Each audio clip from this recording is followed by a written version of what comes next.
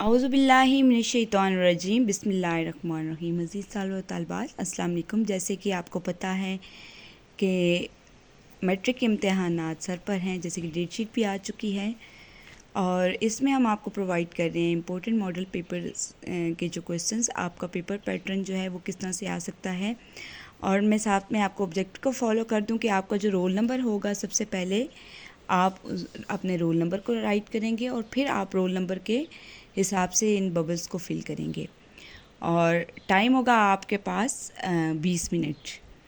ہم چلتے ہیں آبجیکٹو پیپر کی طرف۔ جس طرح سے آپ کا پیپر پیٹرن آ سکتا ہے، تو بچے کی گیند گم ہو گئی، اس جملے میں تذکیر و تانیث کی نشاندہی کرنی ہے، تو وہ کس سے ہو رہی ہے؟ وہ کی سے ہو رہی ہے۔ مندرجہ ذیل میں تشبیہ کے اجزاء کون کون سے ہوتے ہیں؟ جیسے کہ آپ کو اگر پڑھا ہوا ہے آپ لوگوں نے، تو آپ کو پتہ ہے کہ تشبیہ کے اجزاء مشبہ، مشبہ بہ، وجہ شبہ اور حرف تشبیہ ہیں۔ تشبیہ کے 4 اجزاء ہوتے ہیں، ویسے 5 ہوتے ہیں، لیکن 5واں جو ہے وہ لکھا نہیں جاتا، ریٹن میں 4 ہوتے ہیں۔ ترکیب لفظی کی نشاندہی کرنی ہے۔ چاند سورج تو قیام لیل چال ڈال اور سلام دعا، تو اس میں قیام لیل ہے۔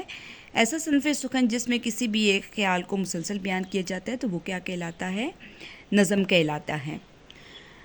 ایسا جملہ جس میں مسند علیہ اسم اور مسند علیہ اور مستند دونوں اسم ہوں، تو وہ جملہ اسمیہ کہلاتا ہے۔ اور اگر وہ تیز چلتا تو وقت پر پہنچ جاتا ہے۔ اس جملے میں اگر کیا ہے؟ تو اگر حروف شرط ہے۔ قافیہ ردیف سے آزاد لیکن پابند و بحر پر مبنی شاعری کو کیا کہا جاتا ہے؟ تو اسے کہا جاتا ہے آزاد نظم۔ بد کے ساتھ درست لاگا کا انتخاب کریں تو بدکار۔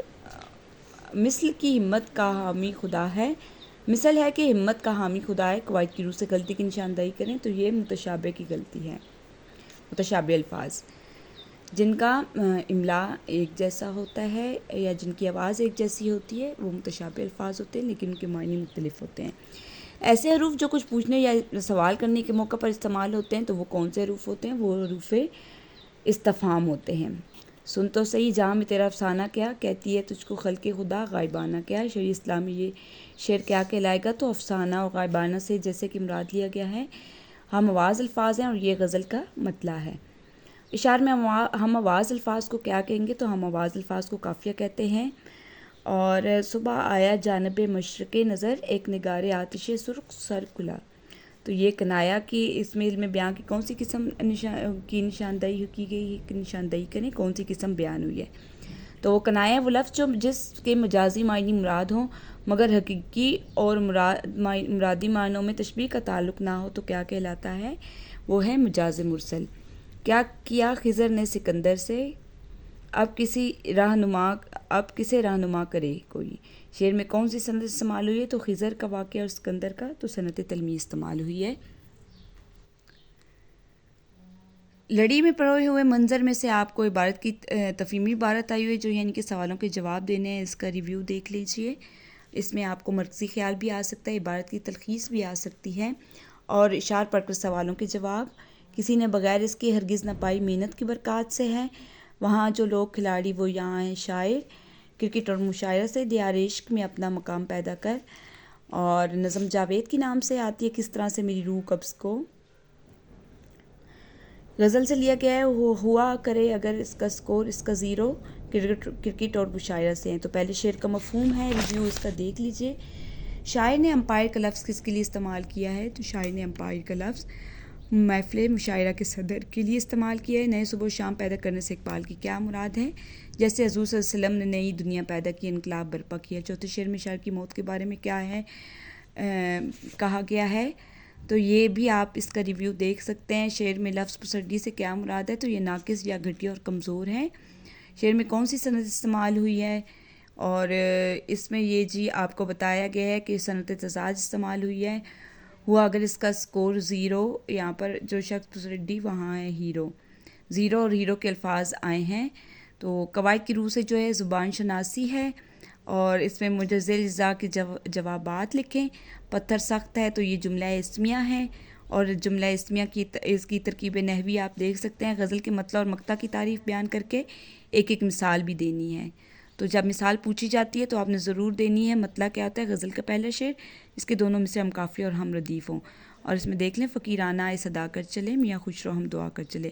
مقطع غزل کا آخری شعر ہوتا ہے جس میں شاعر اپنا تخلص استعمال کرے. تو یہ مقطع کی تعریف ہے. اور در ذیل علم بیاں کی کس قسم کی نشاندہی کی گئی ہے. بند اس قفل میں ہے علم ان کا جس کی کنجی کا کچھ نہیں ہے پتہ. تو یہ کنایا کا استعمال ہوا ہے اور کنایا کی پھر آپ نے تعریف بھی لکھنی ہے. آپ کو جب علم بیاں کی نشاندہی ہو جاتی ہے تو آپ نے لکھنا ہوتا ہے. صنف سخن مرثیہ کس سے کہتے ہیں؟ تلمیح کی وضاحت کریں. تو ایسی نظم کو کہتے ہیں جس میں کسی عظیم شخص کی وفات یا کسی دردناک سانے کا ذکر ہو اور تلمیح کی وضاحت ما شعر کریں. یعنی کہ صنعت تلمیح کی تعریف آپ نے لکھنی ہے اور ایک شعر آپ نے لکھنا ہے. پھر عبارت کی تشریح کی طرف آتے ہیں. تو عبارت کی تشریح میں وا سے آگے سرکلا ہے، لڑی میں پروئے ہوئے منظر سے ہے. عبارت کی تشریح آپ دیکھ لیں یہ کہاں تک ہے. وہ شہر آشوب یہاں آنکھیں موندے سو رہا ہے. تو اس کا دیکھ لیں آپ نے عبارت کی تشریح کرنی ہے. یہ ایک نیچر کا قاعدہ کہ جیسی مجموعہ قوم کا ہے ویسے ہی قوم کے چال چلن کا ہوتا ہے. یقیناً اس کے موافق اس کا قانون ہوتا ہے. تو یہ اپنی مدد آپ سے لیا گیا ہے اور آپ نے حوالہ متن لازمی دینا ہے. اب ہم یہاں پر دیکھتے ہیں کہ اس کی تشریح کیا ہے. یہ آپ سٹاپ کر کے بھی ساتھ ریویو لے سکتے ہیں. اور پھر ہے نظمیہ جز کی تشریح کرنی ہے. تو دنیا میں رحمت دو جہاں اور کون ہے جس کی نہیں نظیر وہ تنہا تمہیں تو ہو. ظفر علی خان کی نظم ہے. اور چھوٹا جو سینہ شب تار ال سے نعت سے لیا گیا ہے یہ اشعار. یہ امپورٹنٹ ہیں آپ کے. اور ان کی دیکھ لیں الگ الگ اشعار کی کتنی زیادہ تشریح کی گئی ہے. آپ اسی طرح سے اچھے آپ ایکسپلین کریں ڈیٹیل سے. ساتھ اس سے متعلقہ اشعار بھی لکھ سکتے ہیں آپ. اور پھر اس کا جو بے جز ہے اس میں دیکھیں اٹھانا شیشہ گرانے فرنگ کے احسان صفال ہند سے مینا اور جام پیدا کر نظم جاوید کے نام سے لیا گیا. یہ بہت امپورٹنٹ اشعار ہیں جن کی تشریح آپ کو آ سکتی ہے. اور پھر اس کے بعد ہے جی غزلیہ جز کی تشریح. زمین چمن گل کھلاتی ہے کیا کیا بدلتا ہے رنگ آسماں کیسے کیسے. تو حیدر علی آتش کی غزل ہے یہ. اور پھر اس کے بعد ہے جی پتا پتا بوٹا بوٹا حال ہمارا جانے ہے.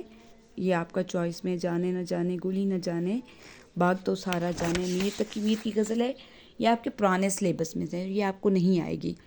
پھر پرانی چارپائی کی آپ بیتی ہے. شمالی لہکہ جات کا سفر ہے. اور یا سفر نامہ جو ہے اس کی ہے آپ کو شمالی علاقہ جات کی طرف سفر کرنا. بجلی کی بچت کے بارے میں آپ نے تجاویز دینے کے لیے اخبار کے مدیر کے نام ای میل لکھنی ہے. تو ای میل کو آپ نے اس طرح سے رائٹ کرنا ہے.